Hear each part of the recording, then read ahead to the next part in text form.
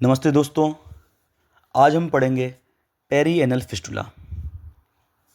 इसकी जो क्लासिफिकेशन है उसको हम कहते हैं पार्क्स क्लासिफिकेशन फॉर फिस्टुला इन एनो। तो आज हम इसको अच्छी तरीके से समझेंगे और साथ में गुड-सेल्स लॉ को भी कवर करेंगे। सबसे पहले तो आप लोग बेसिक चीज़ को समझो कि फिस्टुला होता क्या है। फिस्टुला एक एबनॉर्मल रास्ता है, एक टनल है जो एनल कैनाल को स्किन से कनेक्ट करता है। यूजुअली फिस्टुला बनता कैसे है? फिस्टुला बनता है इन्फेक्शन की वजह से। जो एनल ग्लैंड्स होती हैं, अगर इसके अंदर इन्फेक्शन हो गया तो पस बनता है और वो बाहर निकलने के लिए एक रास्ता बना लेता है। इसी को हम फिस्टुला कहते हैं। तो अब जैसे आपने पढ़ाई की होगी, आपको पता ही होगा कि दो स्फिंक्टर्स पड़े होते हैं हमारे पास एनस में। एक है एक्सटर्नल स्फिंक्टर, एक होता है इंटरनल स्फिंक्टर। इन दोनों स्फिंक्टर के बीच में जो स्पेस होता है उसको बोलते हैं हम इंटरस्फिंक्टेरिक स्पेस।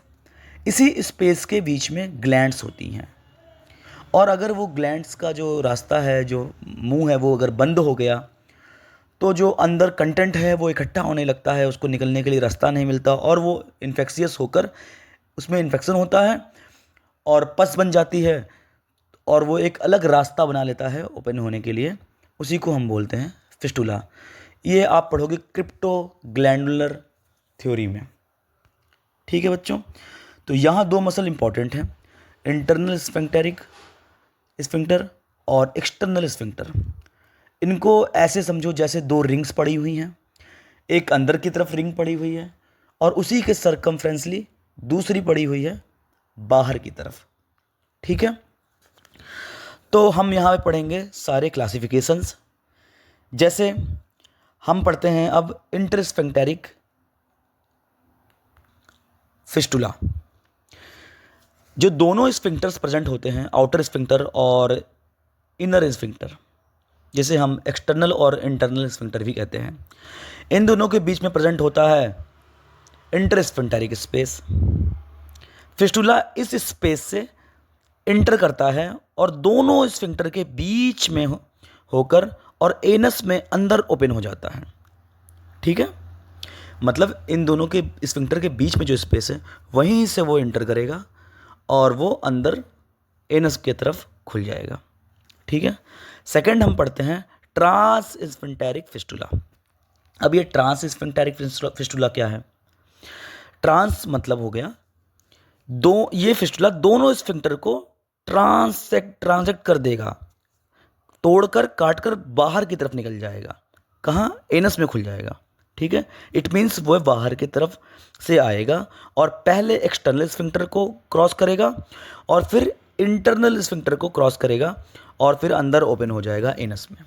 ठीक है, अब हम पढ़ते हैं थर्ड सुप्रा स्फिंक्टेरिक फिस्टुला। दोनों स्फिंक्टर, इसके ऊपर क्या है? Levator एनाई muscle. इसमें बाहर से क्या होगा? फिस्टुला आएगा ऊपर की तरफ। बाहर से जो एक्सटर्नल स्फिंक्टर है उसके बाहर से फिस्टुला आएगा, ऊपर ऊपर ऊपर जाएगा और लेविएटर एनाई मसल की तरफ आएगा। ऊपर से फिर ये घूमकर अंदर घुस जाएगा इंटरस्फिंक्टेरिक स्पेस में, है ना। तो ये क्या हो गया? सुप्रा स्फिंक्टेरिक है, ऊपर की तरफ है, ऊपर से फिर ये गया इंटरस्फिंक्टेरिक स्पेस में और वहां से फिर ये ओपन कर जाएगा नीचे, कहाँ जाकर? एनस में जाके। ठीक है, अब हम समझते हैं लास्ट क्या है? Extra sphincteric fistula. ये दोनों स्फिंक्टर के बाहर से ही आएगा, सेम सुप्रा स्फिंक्टेरिक फिस्टुला की तरह ही।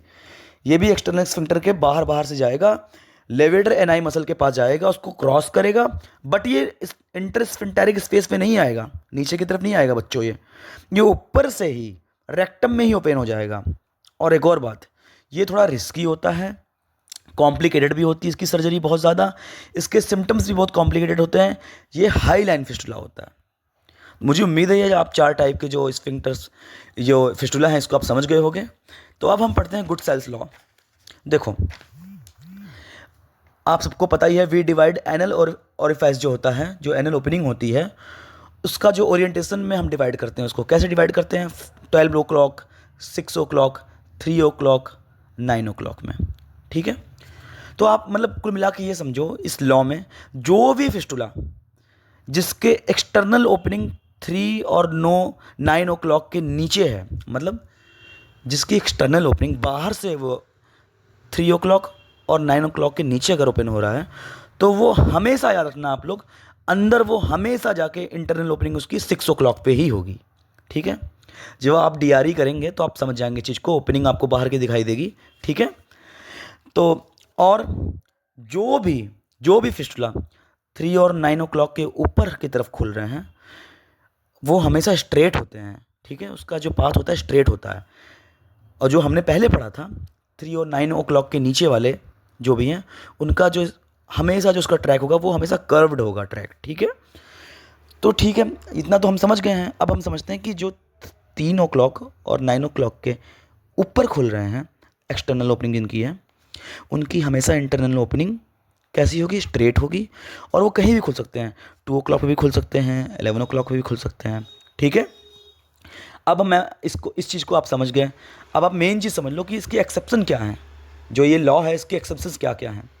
देखो बच्चों, इस लॉ के एक्सेप्शंस हैं कॉम्प्लिकेटेड फिस्टुलाज। कॉम्प्लिकेटेड फिस्टुलाज कौन से हैं? जिनकी भाई मल्टीपल ट्रैक्स हैं, मतलब उसकी बाहर से एक ही ओपनिंग है पर अंदर जाके उसके ट्रैक बहुत सारे हैं और बहुत जगह जाके वो खुल रहा है। तो ये भी इसको फॉलो नहीं करेगा लॉ को। दूसरा है टीबी, टीबी में भी ये मतलब फॉलो नहीं करेगा इस लॉ को। और मैलिग्नेंसी भी है और क्रॉन्स डिजीज़ भी है। मतलब आप ये समझो, जो भी सिस्टेमिक इलनेस है, जो भी फिस्टुला सिस्टेमिक इलनेस की वजह से बन रहे हैं, वो फिस्टुला कभी भी इस लॉ को फॉलो नहीं करेंगे। मुझे उम्मीद है बच्चों आप इस चीज़ को समझ गए होंगे। इसी तरीके से समझाने की मैंने कोशिश की। Thank you.